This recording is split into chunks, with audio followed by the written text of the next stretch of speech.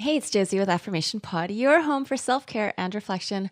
I hope as you're listening to this, you are feeling comfortable in your own skin. And if there's any anxiety in you, I hope you're ready for this month because as I mentioned in the last episode of Affirmation Pod, these next few episodes are all focused on the topic of anxiety. Welcome new listeners. Welcome back to returning listeners. It's been a while since we've had a guest, another voice besides mine on the podcast. It's actually been about a year and a half. So I'm very much looking forward to introducing you to the podcasters I've got lined up for you. Today we have the Anxiety Guy, also known as Dennis Simsek. His podcast is called the Anxiety Guy Podcast. He's given his time to share with you his story on anxiety and things he's done to manage it and step into a life of freedom and recovery. So without further ado, here's Dennis Simsek, the Anxiety Guy. Hi everyone, my name is Dennis Simsek and I run the Anxiety Guy podcast. Thank you so much for having me here. And today I want to talk a little bit about my past with anxiety and to bring you a perspective that I normally bring on my own podcast to people suffering from generalized anxiety, health anxiety, panic attacks, and depression. I am a CBT practitioner and an NLP practitioner, so if you have any questions, I am more than happy to answer those.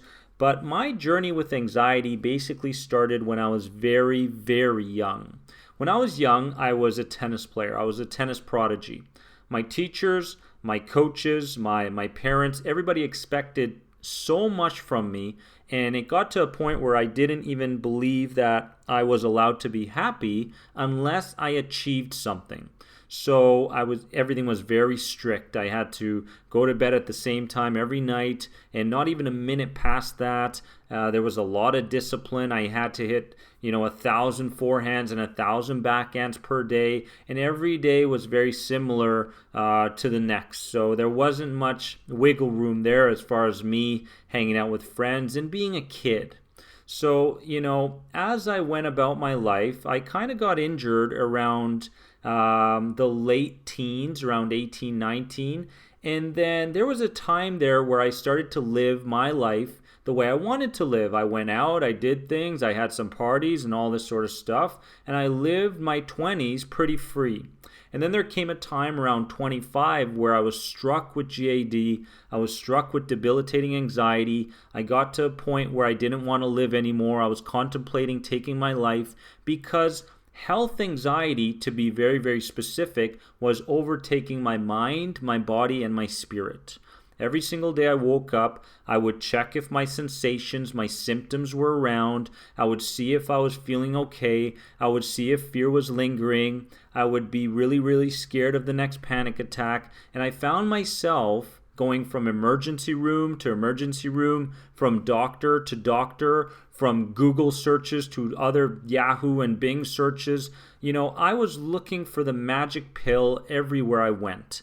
I didn't have too many relationships with antidepressants and anti-anxiety medications, although I did take them a little bit, but not for too long, because the side effects in themselves scared me quite a bit.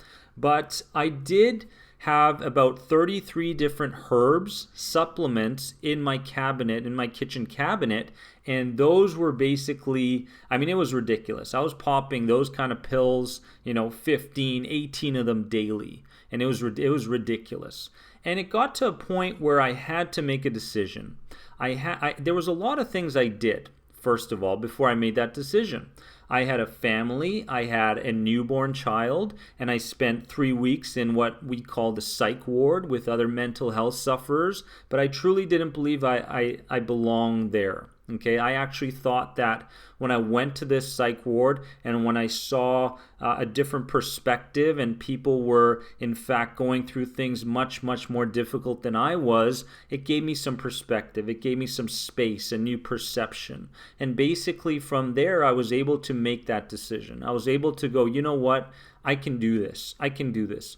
But I had to get educated. I had to become knowledgeable. And first and foremost, I had to accept that what I was experiencing was related to anxiety and nothing else. It wasn't a brain tumor. It wasn't a heart attack around the corner. It wasn't cancer. It was tension. It was fear. It was adrenaline. It was all these things, that my mind was basically moving towards that I didn't recognize at the time. So there was a lot of tension in my body, and I realized that I needed a new approach. So I created a contract with myself, okay, a formalization. I said, you know what? I'm going to give myself 3 months to recover from this, and then I'm going to start shooting for the goals and dreams in my life, because I don't want to live with regret when I'm 80, 90, 100, lying in my deathbed and people going, all around me, Dennis, you could have done this, you could have been this, you could have been that, and all those ghosts appearing on my deathbed and all that regret hanging over me. So there was a lot of drive, a lot of motivation for me to recover from this challenge. There was tons. So I made a contract with myself. I said 3 months to recovery. Instead of thinking every day, so I would go one day, I would take a pill and I was hoping that I'd feel better. Or I would read a book and I was hoping I'd feel better after that book. I was looking for the quick fix. And that's a big problem with anxiety today. A lot of people think that a quick fix is right around the corner, when in fact this kind of conditioning process, this kind of programming that we're under, this fearful illusions that we believe, need time to start rolling in the other direction, okay? So basically I took this approach. I committed myself to CBT, and through cognitive behavioral therapy, I was able to see my thoughts as they were. I was able to change my belief systems. I was able to change some of my behaviors, and I adopted new routines into my life. And these routines were the very things that kept me in line. I had no structure back in the day. And just like a lot of people in the world today, how they live, we live so mindlessly. We don't really become conscious of what's going on. We never really challenge our thoughts. We never really challenge what people say. We just, go about life thinking that our reactions to things are the way that life should be, when in fact, we confuse remembering with thinking. So many people would rather die than to think, to rather die and to stay in their state than to step up to their unconscious mind and go, you know what? I see the fear. I see the anxiety. I see the catastrophic thinking.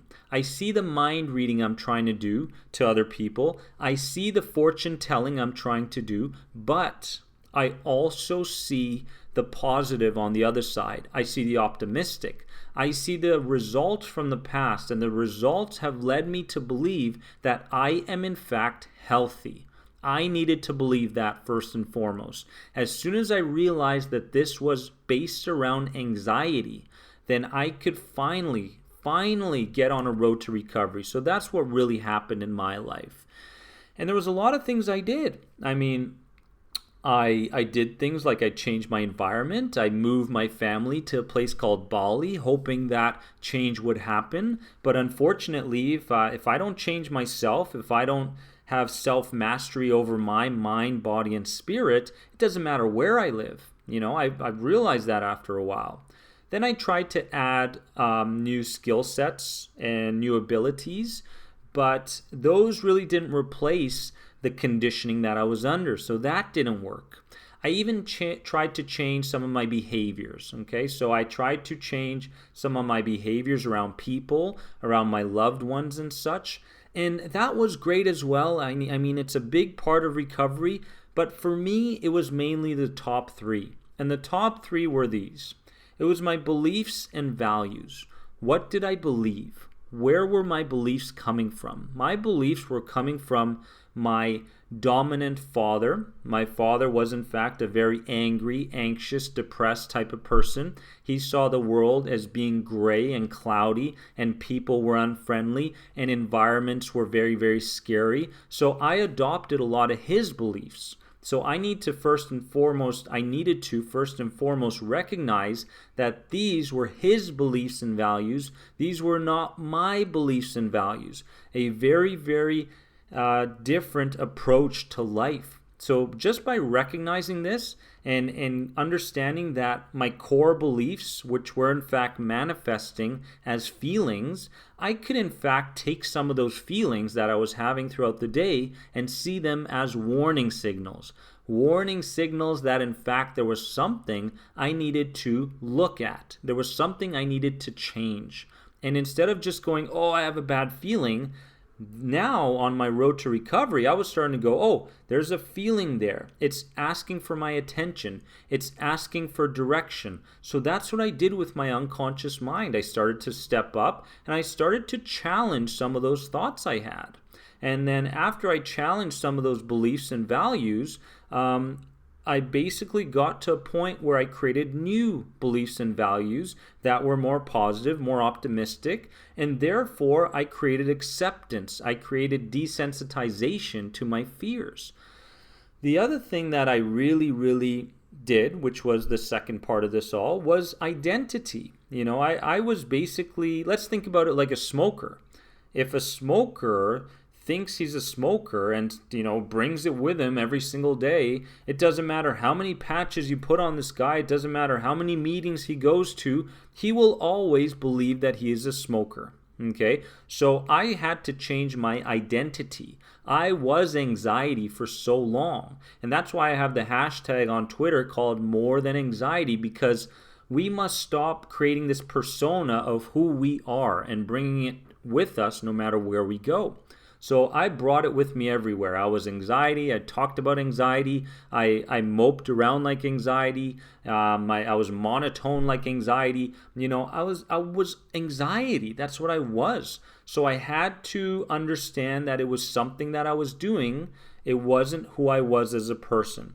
I was creating these behaviors, these old routines, these rituals that were making me more anxious. But that wasn't who I was. It was just something that I was doing. And that was powerful. It gave me some space there in order to implement some of the CBT techniques that worked very, very well.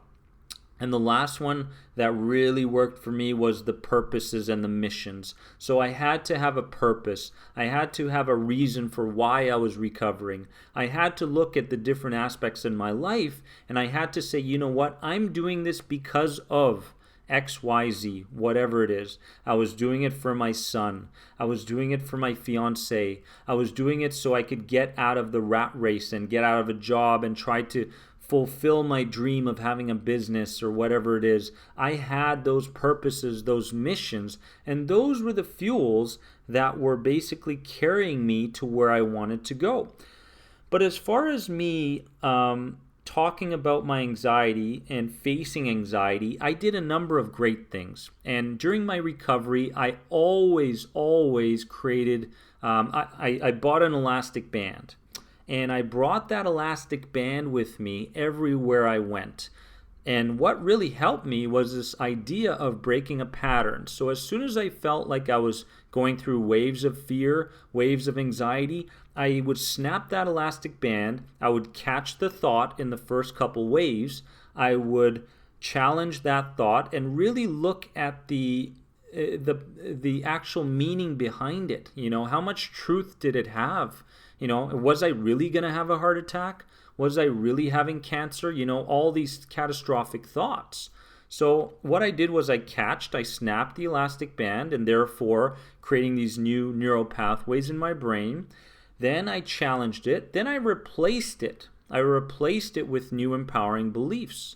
So that idea, every time anxiety popped up, really gave me the freedom to see the world differently, to act differently, to believe in myself, because I had a lot of self-doubt. I had a lot of self-pity. I was moping. And I believed that change wasn't going to happen. But through the proper mindset and through the skill sets, I was able to create the life that I now live freely through my podcast under the Anxiety Guy. So I am so grateful to be a part of this journey with you guys. Again, if you have any questions, I am at anxietyexit.com. Remember that you are more than anxiety. I love you guys. Thank you so much for having me. I'll see you soon. And that is Dennis's gift for you today. I so appreciate him coming on. As we all know, staying mentally fit and mentally healthy, it takes effort, it takes intention, it takes action. Dennis totally took action by changing, like he said, 1, his values and beliefs, 2, his identity, and 3, his purpose and mission. So if this resonates with you, if you want to check him out more, he's very active on Twitter. He's actually also got his vlog going, and it takes a lot of work and effort to put all the pieces together for video. You can find him on YouTube, just search The Anxiety Guy, but I'm going to have all the links to his stuff in the show notes at affirmationpod.com/Dennis. That's affirmationpod.com/Dennis. And if you do connect with him, feel free to let him know that you heard about him here on Affirmation Pod. Now go be you, know you, and love you. This is Josie with Affirmation Pod. Bye for now. This has been a Calm Clear Now Network production. Executive producer Shell Hamilton. To discover more meditation, visualization, and affirmation podcasts like this one, visit calmclearnow.com.